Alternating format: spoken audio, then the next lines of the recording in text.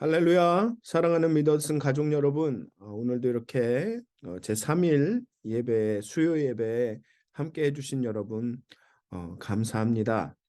제가 사실 이렇게 목이 안 좋아서 자꾸 기침이 나와서 찬양을 노래를 계속 할 수 없을 것 같아서 오늘은 부득이하게 대면 예배 대신 이렇게 온라인으로만 예배를 드리게 되었습니다. 죄송하다는 말씀 드리고 정말 목사로서 이 몸과 영혼과 마음을 잘 이렇게 간수하고 돌보도록 관리하도록 하겠습니다. 이 시간 기도드리고 우리 하나님께 찬양 드리도록 하겠습니다. 기도하시겠습니다. 하나님, 이 시간 하나님 앞에 잠잠히 나갑니다. 상하고 지친 영혼 이끌고 하나님 앞에 나갑니다. 하나님의 위로와 하나님의 인도하심과 하나님께서 우리 마음 가운데 하나님 평화를 주실 것들을, 기쁨을 주실 것들을 기대하며 하나님께 나아갑니다. 하나님의 임재함 안으로 들어갑니다. 하나님이 예배 가운데 우리를 만나 주시고 우리를 깨우쳐 주시고 우리가 하나님의 뜻을 알게 해 주시옵소서. 감사합니다. 예수님의 이름으로 기도하였습니다. 아멘. 우리 다 같이 참 임재 하늘의 문을 여소서. 하나님 이 시간에 하늘의 문을 여시고 하나님의 영을 우리에게 부어 주십시오라는 마음으로 찬양하도록 하겠습니다.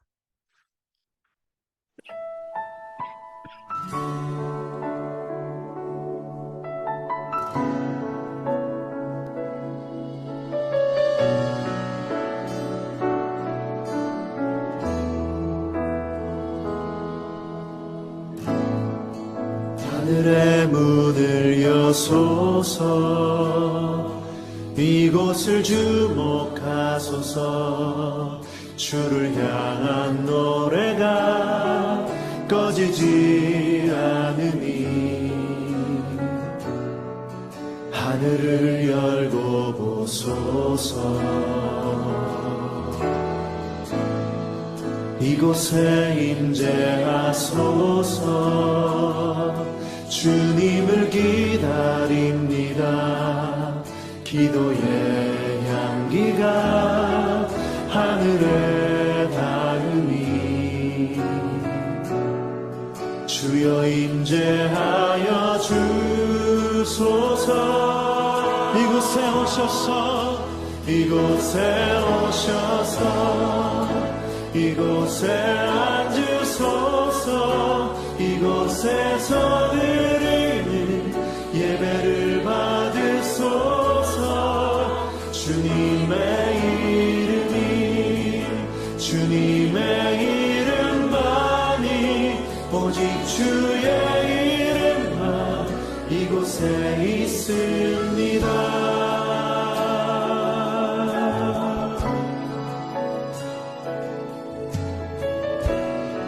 다시 한번 고백하며 나아갑니다. 하늘의 문을 여소서. 하늘의 문을 여소서. 이곳을 주목하소서. 주를 향한 노래가 꺼지지 않으니 하늘을 열고 보소서. 이곳에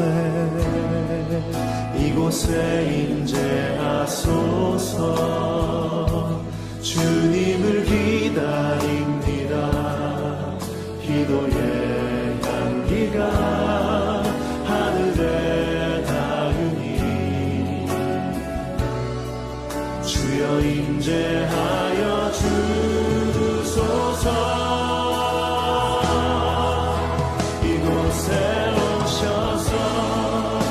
이곳에 앉으소서. 이곳에서 드리는 예배를 받으소서. 주님의 이름만이 오직 주의 이름만 이곳에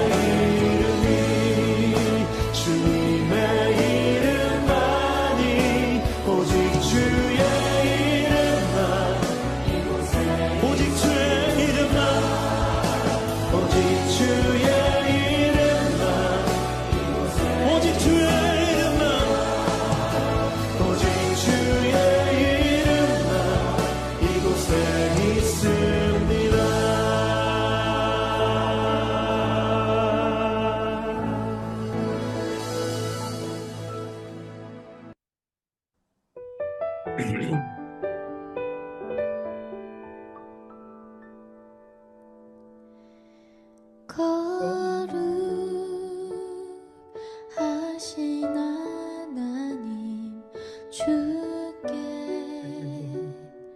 감사드리세. 날 위해 이 땅에 오신 독생자 예수, 나의 맘과 뜻 다해 주를 사랑합니다. 날 위해 이 땅에 오신 독생자 예수, 내가 약할 때 강함 주고 가난할 때 우리를 부욕해 하신 나의 주, 감사. 내가 약할 때 강함 주고 가난할 때 우리를 부욕해 하신 나의 주, 감사.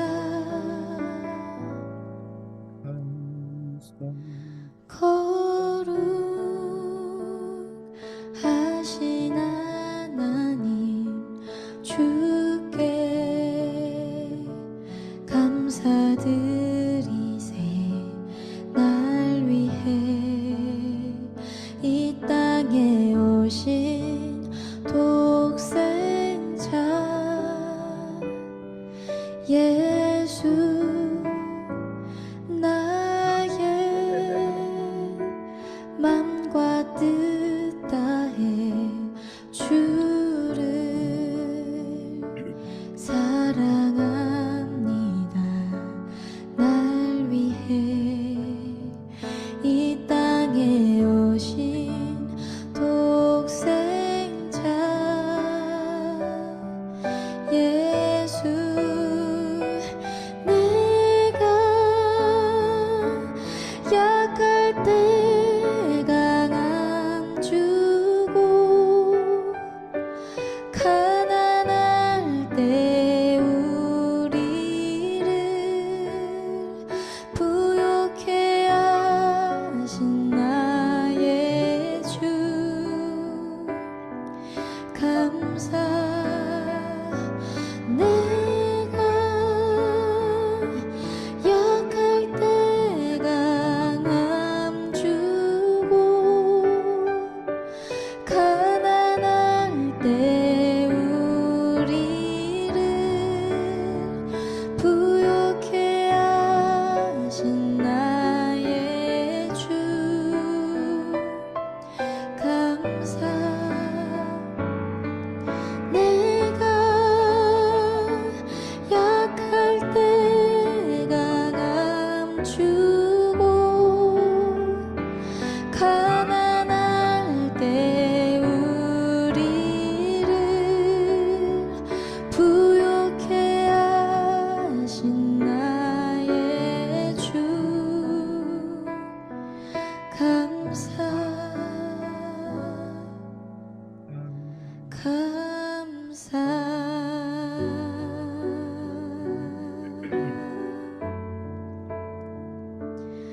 감사.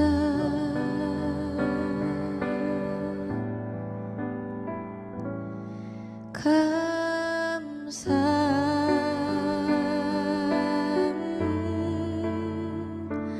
감사.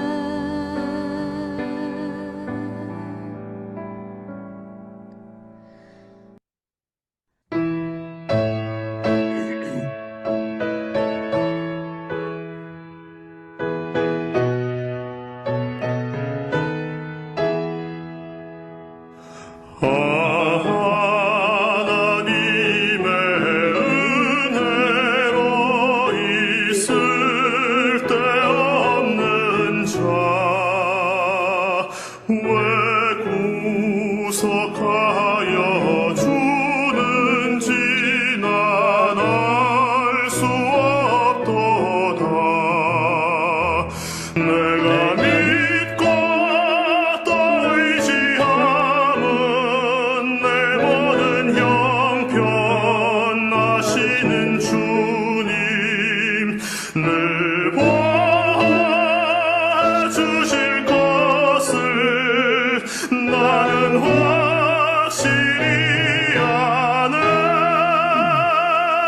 왜 내게 굳센 믿음과 또 복음 주셔서 내 맘이 항상 편한지 난 알 수 없도다. 내가 믿고 또 의지함은 내 모든 형편하시는 주님 늘 보아주실 것을 나는 확실히 아네.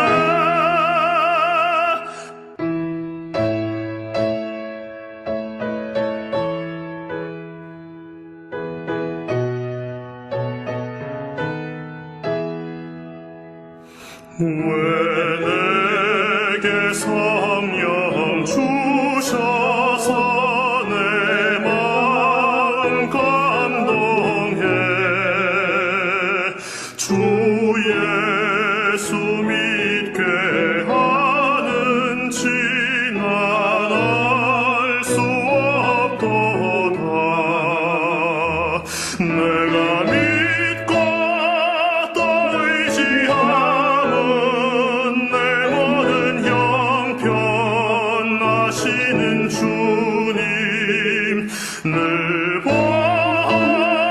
보아주실 것을 나는 확실히 아네. 주 언제 강림하실지호 밤에 홍낮에 또 주님 만날 그곳도 난 알 수 없도다. 내가 믿고 또 의지함은 내 모든 형편하시는 주님 늘 보아주실 것을 나는 확실히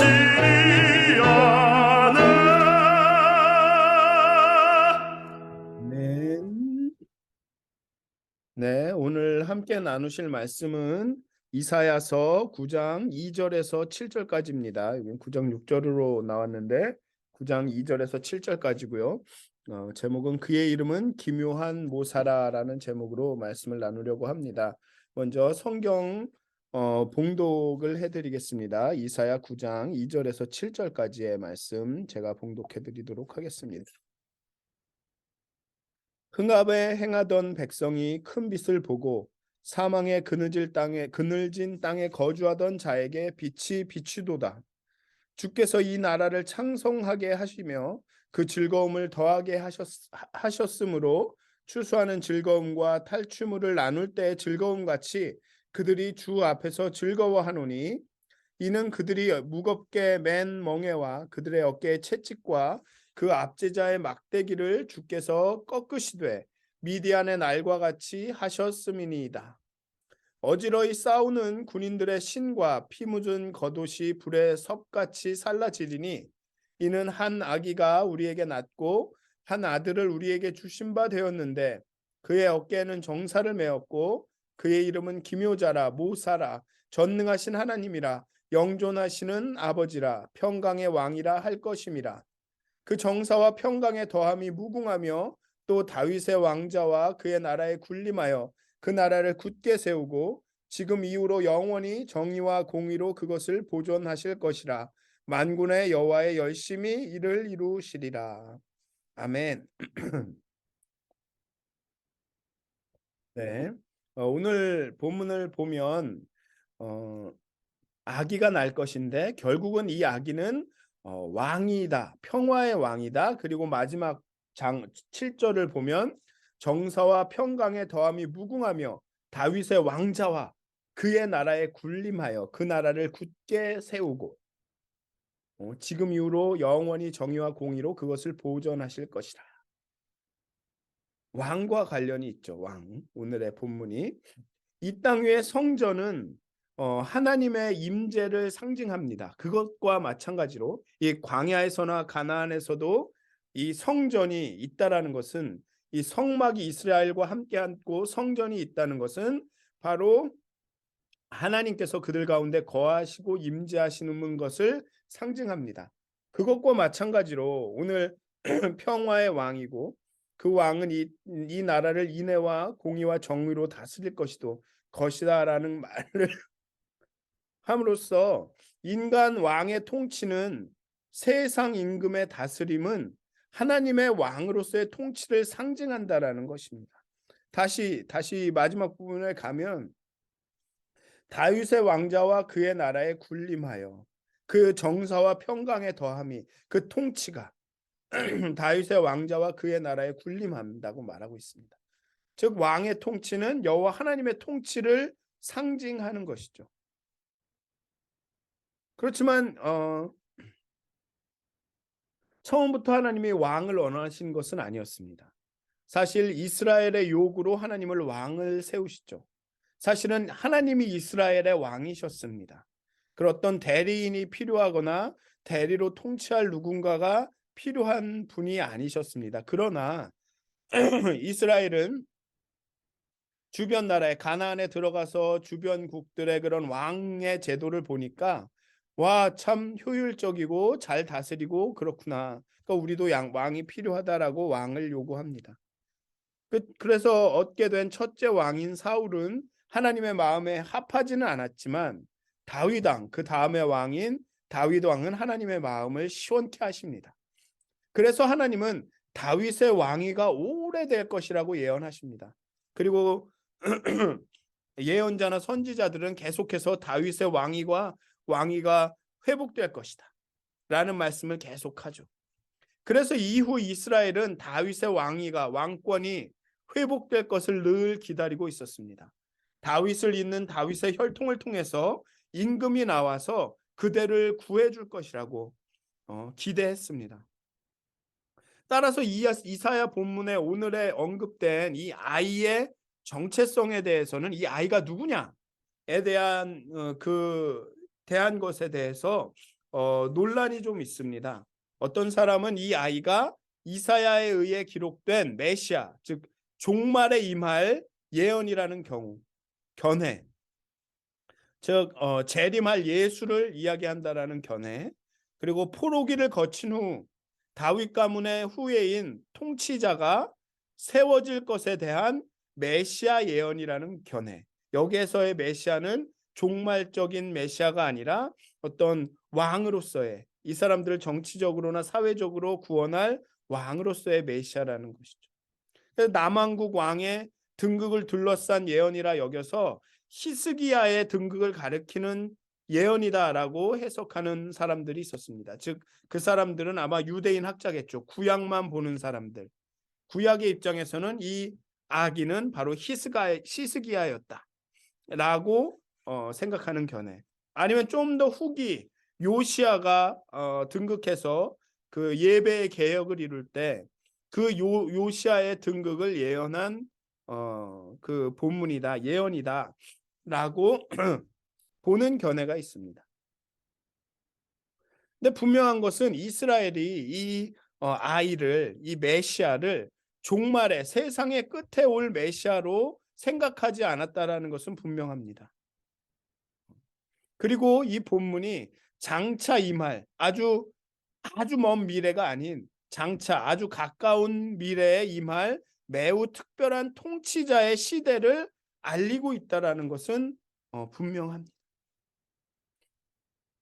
이스라엘이 이 본문을 이 본문에 나오는 이 아이, 한 아이가 우리에게 낳고 여호와께서 우리에게 주신 바 되었는데 이 아이를 종말의 메시아로 읽지 않았다는 것은 분명한 듯합니다.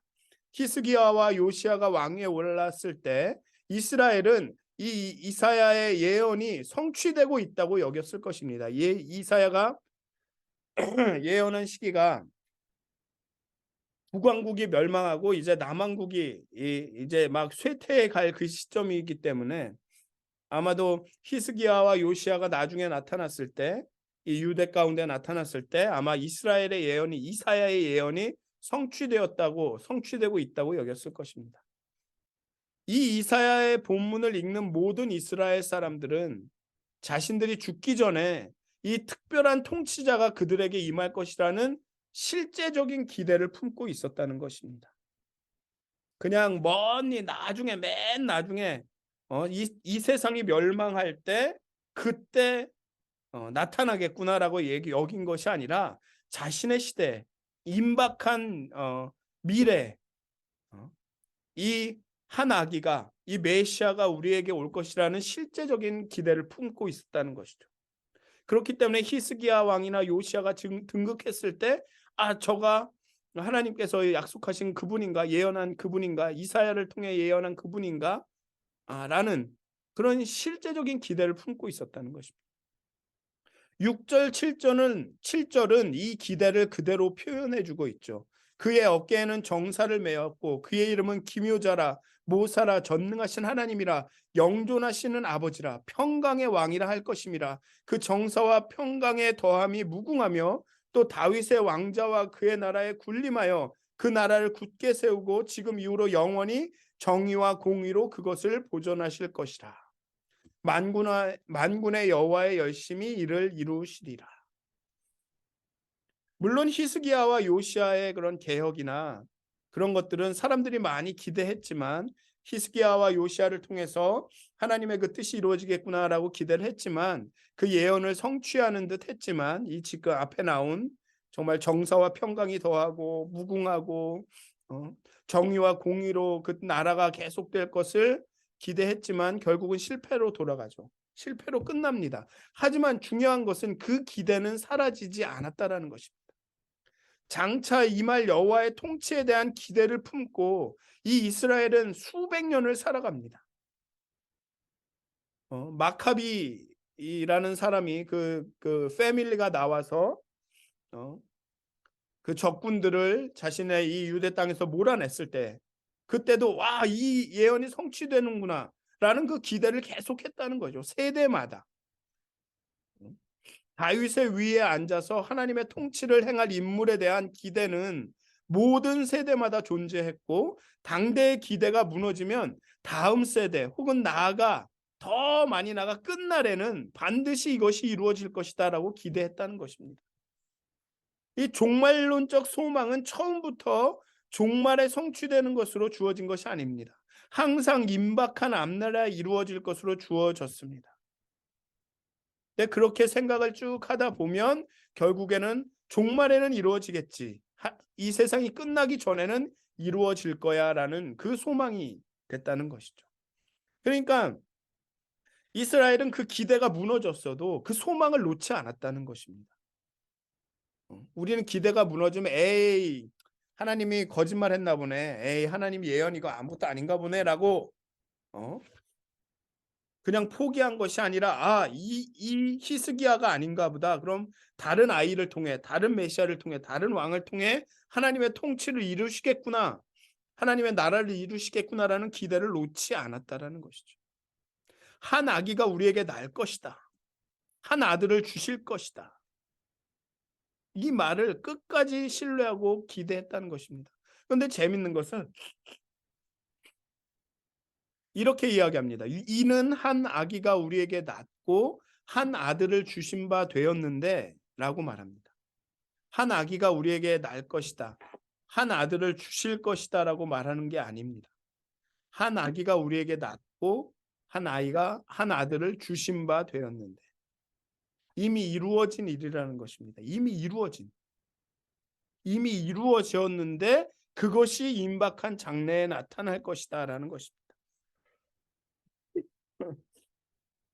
그리고 그리스도인들은, 신약에 나오는 그리스도인들은 이사야의 이 예언이 예수를 통해 성취되었다고 믿는 것입니다. 여기서 말하는 이 한 아이가 바로 예수 그리스도다. 그 어깨에 정사를 메고 이 땅을 평강으로 정의와 공의로 영원히 다스릴 그 메시아가 바로 예수다라고 고백한 것입니다. 그런데 예수 시대의 유대인들은 예수를 왕이라고 임금이라고 부르는데 어려움이 생긴 거죠. 왜냐하면 유대인들이 기대하는 왕은 그런 왕이 아니었기 때문에 그렇습니다. 자신들이 기대하던 왕과 예수가 달랐기 때문에 그렇습니다. 어쨌든 오늘 지금까지 이렇게 이야기한 것을 좀 정리를 하면 그것을 통해서 여러분들께 말씀드리고 싶은 것은 무엇이냐 하면, 이들은 그 아기에 대한 기대와 기다림이, 이들의 그 아기에 대한 기대와 기다림이 실제적이었다라는 것입니다. 진짜로 기다렸다는 것이죠. 그 기대가 무너져도 또 기다렸다는 것입니다. 전에 고통받던 자들에게는 흑암이 없으리로다. 옛적에는 여호와께서 스불론 땅과 납달리 땅이 멸시를 당하게 하셨더니 후에는 해변길과 요단 저쪽 이방의 갈릴리를 영화롭게 하셨느니라라고 말합니다. 이들이 하는 기대는 실제적인 겁니다. 그냥 잘 되겠지가 아니라 오늘 나온 것처럼 해변길과 요단 저쪽의 이방이 갈릴리가 영화롭게 될 것이다. 실제적인 땅과 지명을 가르치면서 북이스라엘이 회복되고 남유다가 회복될 것이다라는 기대를 가졌다는 것입니다. 갈릴리는 북이스라엘을 이야기하는 거겠죠. 해변길 이방의 갈릴리라는 구체적인 지명을 들면서 저 땅이 이제 하나님의 뜻 가운데, 하나님의 역사 가운데 이 한 아기가 와서 저 땅을 영화롭게 할 것이다라는 그 실제적인 기대가 있었다는 것입니다. 그 즐거움은 추수하는 즐거움과 탈취물을 나눌 때의 즐거움 같이라는 표현은 그냥 즐거워 행복해가 아니라 이런 경우의 즐거움과 행복과 같을 것이다 라고 매우 구체적으로 이야기하고 있는 것이죠. 싸우는 군인들의 신과 피 묻은 겉옷이 불에 섭같이 살라지리니, 그냥 단순히 평화가 임할 것이야, 아무 일도 없을 것이야, 전쟁이 없어질 거야가 아니라 싸우는 군인들의 신과 피 묻은 겉옷이 불에 없어진다라는 굉장히 현실적이고 구체적인 하나님의 통치의 현상들을 말하고 있습니다. 그리고 그것이 이루어질 것을 실제적으로 기대하고 있는 것이죠. 그냥 예수님이 나중에 종말의 때 오시겠지, 예수님이 그냥 그래 성탄절에 오시는 거지 라는 그런 막연한 기대가 아니라 실제적으로 이 사람들은 기다렸다는 것입니다. 하나님의 통치와 하나님의 다스리심이 이루어질 것들을 기대하면서 살아갔다는 것이죠. 또 우리의 삶을 좀 이렇게 돌아봤으면 좋겠습니다. 이제 성탄절을 기다리는 강림절이고, 우리가 정말 매일매일 아니면 이 강림절만이라도 하루하루를 지나면서 정말 한 아기가, 그 어깨에 정사를 맨 아기가 평안을 가져다 주고 공의와 정의로 다스릴 그 아기가 정말 실제적으로 우리 삶 가운데 임하시기를, 역사하시기를 우리가 기다리고 기대하고 있는가? 정말 뭐라 그럴까요? 힘들고 어렵고 온갖 부정의와 부조리와 악과 탐욕적인 것들, 모든 이런 악한 일들이 일어나는 이 세상 가운데 정말 하나님께서 하나님의 공의와 정의가 이루어지실 것이라는 그 기대를 가지고 살아가는가? 오늘의 본문을 보면 이 이사야가 예언한 것, 또 이 이사야를 읽는 사람들의 기대는 이렇게 구체적이었다라는 것입니다. 그렇기 때문에 어떤 히스기야한테 기대했다가 그 기대가 꺾여도 그 기대를 포기하지 않았다는 것이죠. 그리고 이러한 하나님의 통치와 메시아의 임재는 단순히 뭐 즐거움, 아니면 그냥 이스라엘의 회복, 땅의 회복이라는 것보다 좀 더 구체적인 아이라는 존재를 통해서 더 구체화가 됩니다. 그의 어깨에는 정사를 메었고 그의 이름은 기묘자라 모사라 전능하신 하나님이라 영존하시는 아버지라 평강의 왕이라 할 것임이라. 아이지만 나약하고 힘없고 도움이 필요한 그런 아이가 아닙니다. 그의 어깨에는 정사를 메었습니다. 그의 이름은 기묘자라 모사라 전능하신 하나님이라 영존하신 아버지라 평강의 왕이다. 그냥 단순히 그 아이는 뭐 다 잘해. 뭐 그래 뭐 능력이 있어. 아 그래 메시아야. 그 정도가 아니라는 것입니다. 구체적으로 이 메시아는 이 아이는 그 어깨에 정사를 맨 이 메시아는 어떤 것을 할 수 있다. 어떻게 도울 수 있고 어떻게 역사할 수 있다라는 것을 나타내고 있습니다. 다스리는 능력이 충만한 기묘자 모사입니다. 기묘한 모사입니다. 그는 하나님이고 능력이 충만합니다. 전능하신 하나님입니다. 그리고 그의 백성을 영원히 돌보시는 영존하시는 아버지입니다. 아버지. 그가 다스리는 나라는 평강이 넘쳐나는 평강의 왕이십니다. 이렇게 이사야는 구체적으로 하나님께서 이 메시아가 이 나타날 때 이 메시아의 통치가 하나님의 통치가 이 땅 가운데 나타날 때 어떤 현상이 나타날지를 구체적으로 이야기하고 있습니다. 우리에게 나타난 그 아이가 그 메시아가 어떻게 우리를 돕고 어떻게 우리의 삶을 바꿀 수 있는지를 분명히 언급하고 있죠. 한국어 번역은 오늘은 이제 이 기묘라 모사라 기묘한 모사라 내 이름은 기묘한 모사라 이것을 살펴볼 텐데 한국어 번역은 기묘자라 모사라라고 번역하고 있습니다. 근데 이것은 핸델이 그의 유명한 오라토리오 메시아에서 기묘한 뒤에다가 쉼표를 삽입하는 어쩌면 실수를 했기 때문에 생겨난 일입니다. 원래는 원더풀 카운셀러인데 원더풀과 카운셀러 사이에 그 쉼표를 찍음으로써 그는 He is wonderful and counselor가 된 거죠.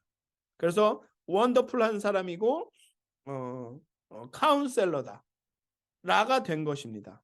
근데 사실은 원더풀 카운셀러입니다. 기묘한 모사라. 기묘한 모사.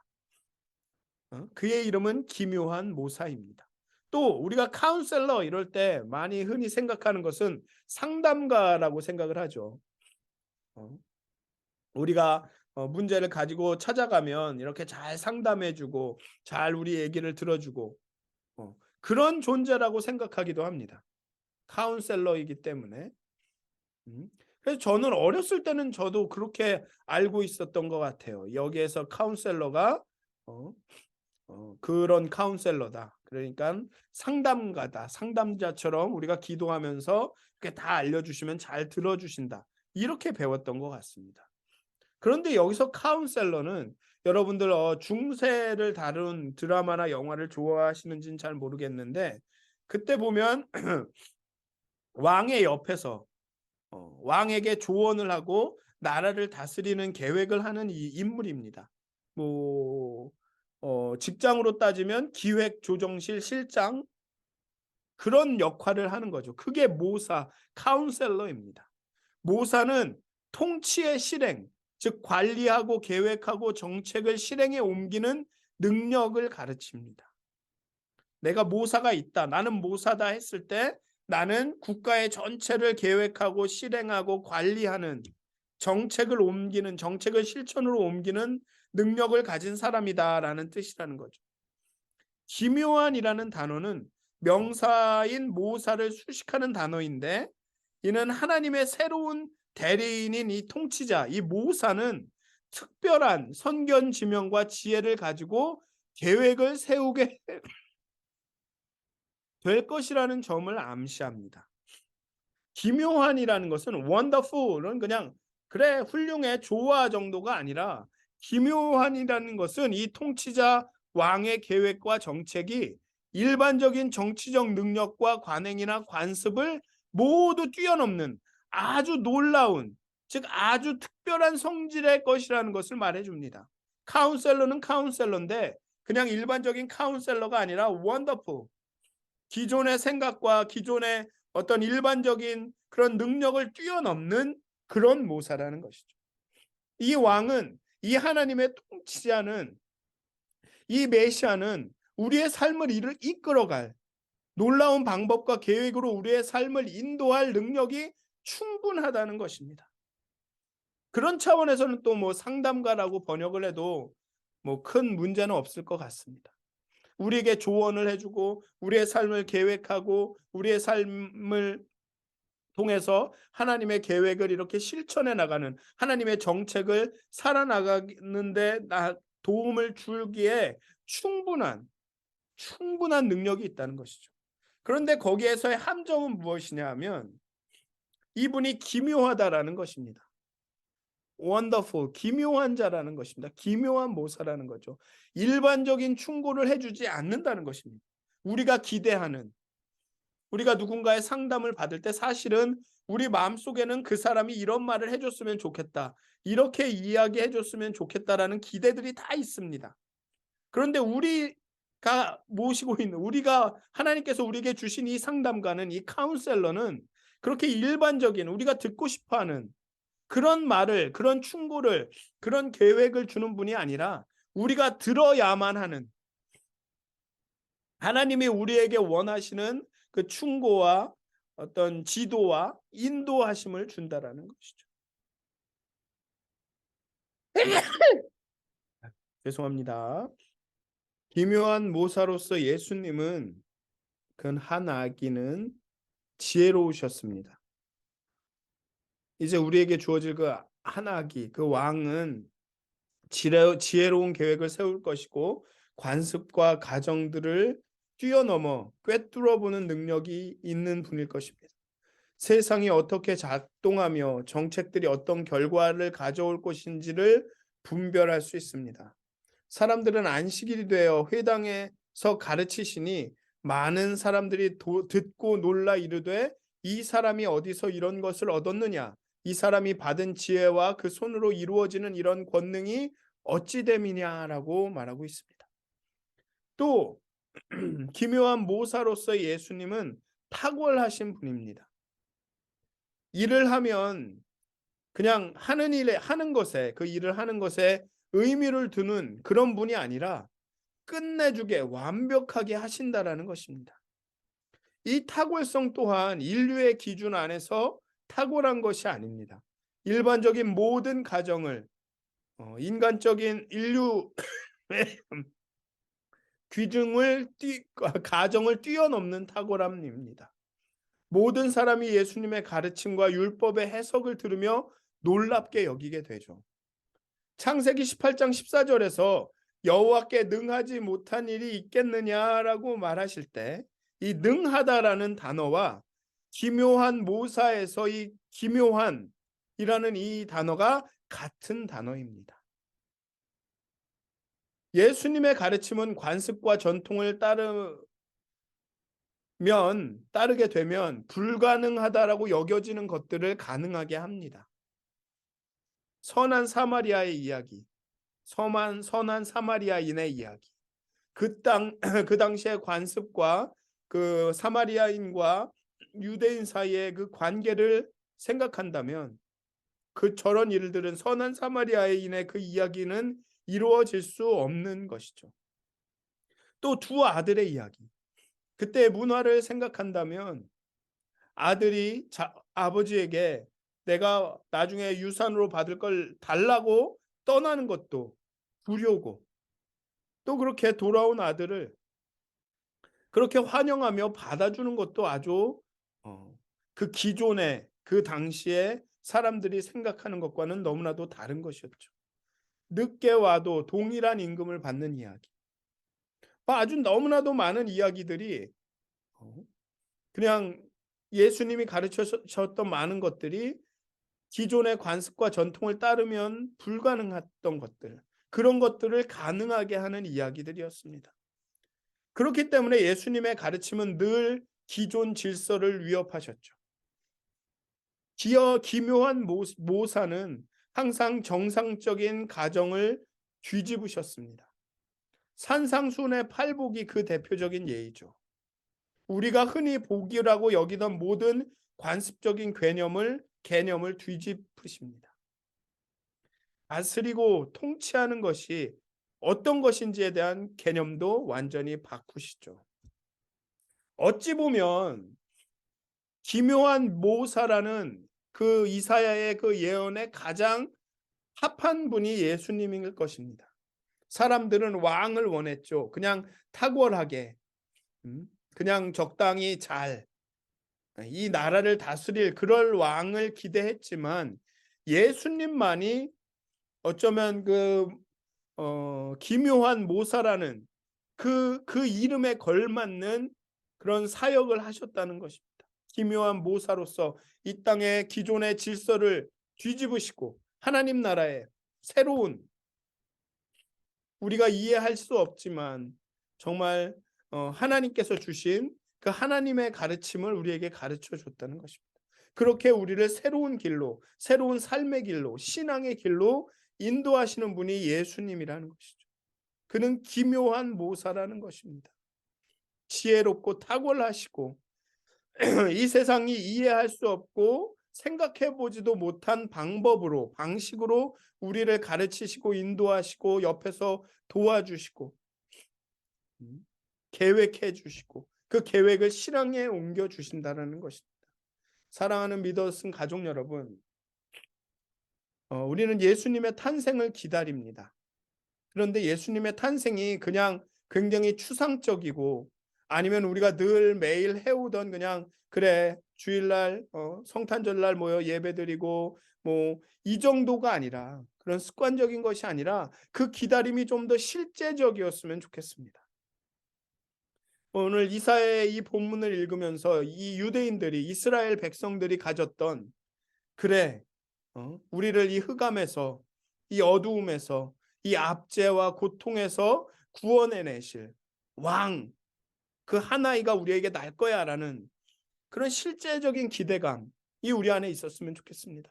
그리고 이제 성탄절 이 세상 가운데 탄생할 예수님은 기묘한 모사, 정말 놀라운 방식으로 우리를 돕고 우리를 조언해 줄 수 있고 우리를 인도할 수 있는 그런 분이라는, 그냥 단순히 아기 예수가 아니라 그냥 구원자, 굉장히 이렇게 관념적이고 포괄적인 그냥 예수님은 우리의 구원자예요 라는 것이 아니라 기묘한 모사입니다.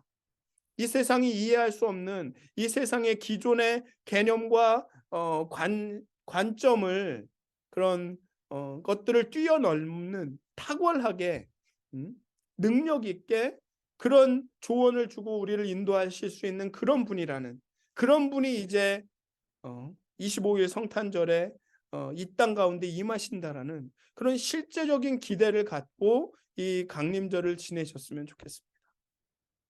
그렇게 정말 탁월한 그 기묘한 모사 되신 예수님께서 여러분들의 이 강림절의 하루하루를 인도하여 주시고 정말 우리가 알지 못한 놀라운 방식으로 깨닫게 해주시고 버티고 살아가게 해주시기를 주님의 이름으로 축원드립니다. 기도하시겠습니다. 사랑의 하나님, 오랫동안 신앙생활을 하다 보면 참 우리의 마음이 둔해집니다. 실제적으로 그 성찬절 기다리는 마음보다는 심지어 우리는 그 선물을 기대하는 마음도 이제는 점점 사라집니다. 하나님, 정말 이 이사야의 예언을 읽던 그 포로기 가운데, 그 절망과 낙심 가운데 있던 유대인들이 정말 한 아기가 나고 그들을 그 어깨에 정사를 메고 평강으로 공의와 정의로 그 땅을 다스릴 그런 왕이 나타날 것을 실제적으로 기대했던 것처럼 우리가 이 강림절 가운데 하나님의 그 임재하심 우리 삶 가운데 기묘한 모사로 함께 하셔서 우리를 인도하시고 우리가 알지 못하는 방식으로 우리에게 지도하시고 우리를 깨닫게 하실 것이라는 그 기대를 갖고 살아갈 수 있도록 하나님 우리를 깨워 주시옵소서. 우리의 믿음을 성숙하게 하여 주시옵소서. 하나님 정말 우리가 하나님 없이는 아무것도 아님을 깨달아 알 수 있도록 하나님 우리의 마음을 열어 주시옵소서. 우리를 가르쳐 주시옵소서. 그렇게 이 강림절 기간 동안 예수님을 기대하고 기도하며 하나님이시여 기도할 수 있도록 하나님 기다릴 수 있도록 하나님 이 강림절을 인도하여 주시옵소서. 우리를 인도하여 주시옵소서. 감사합니다. 예수님의 이름으로 기도하였습니다. 아멘. 하늘에 계신 우리 아버지여, 이름이 거룩히 여김을 받으시오며 나라의 임하옵시며 뜻이 하늘에서 이루어진 것 같이 땅에서도 이루어지이다. 오늘날 우리에게 일용할 양식을 주옵시고 우리가 우리에게 죄 지은 자를 사하여 준 것 같이 우리의 죄를 사하여 주옵시고 우리를 시험에 들게 하지 마옵시고 다만 악에서 구하옵소서. 나라와 권세와 영광이 아버지께 영원히 싸움나이다. 아멘.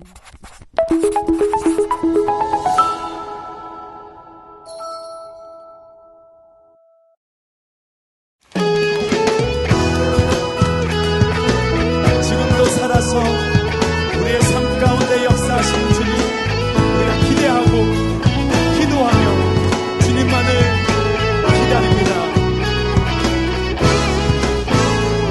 우리는 기대하고 기도하며 기다리네. 주께서 이 땅 고치실 것을 우리는 기대하고 기도하며 기다리네. 주 예수의 이름 높이 서리라. 담대하라 감사하라 기뻐하라 송축하라. 만유보다 크신 하나님 그 약속 능히 지키시리라. 그 약속 능히 지키시리라. 우리는 기대하고 기도하며 기다리네. 주께서 이 땅 고치실 것을 우리는 기대하고 기도하며 기다리네. 주 예수의 이름 높이 서리라. 담대하라 감사하라 기뻐하라 송축하라. 만유보다 크신 하나님 그 약속 능히 지키시리라. 그 약속 능히 지키시리라. 우리는 기대하고 기도하며 기다리네. 주께서 이 땅 고치실 것을